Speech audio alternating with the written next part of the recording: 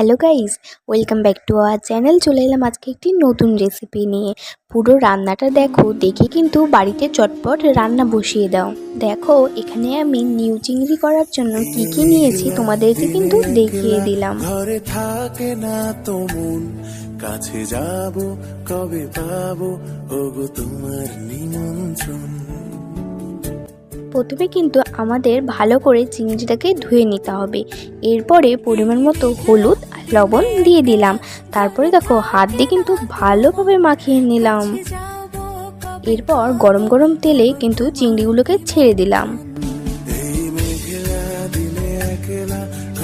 তারপর দেখো ভালো করে ভাজা হলে কিন্তু একটা পাত্রে সে চিংড়িগুলো কিন্তু চটপট করে তুলে নিলাম।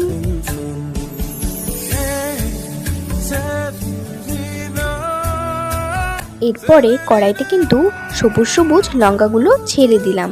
ছেড়ে দিতে কি ফুটছে, আমি তো ক্যামেরা নিয়ে পালিয়ে গিয়েছিলাম। তারপরে দেখো বেটে রাখা কিন্তু সর্ষে দিয়ে দিলাম।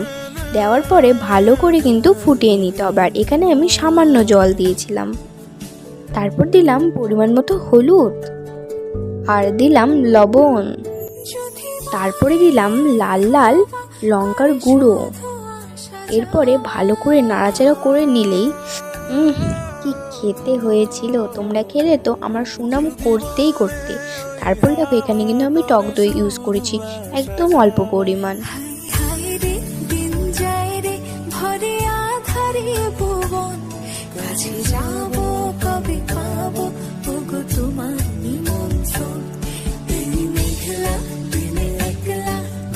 তারপরে দেখো এক এক করে চিংড়িগুলোকে ছেড়ে দিলাম।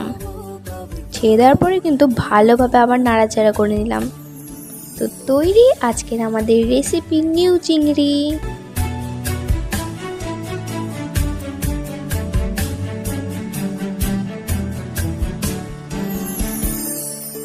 আর তোমাদের এই নতুন রেসিপিটা কেমন লাগলো অবশ্যই কমেন্ট বক্সে জানাবে।